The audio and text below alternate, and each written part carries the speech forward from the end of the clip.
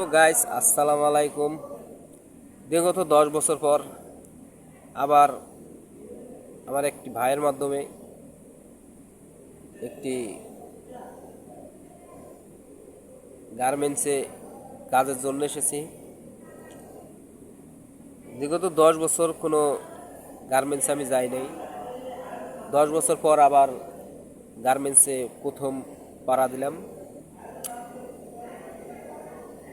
হয়তো আমি অনেক আতঙ্কিত ছিলাম যে হয়তো আমি মেশিন চালাইতে পারবো না।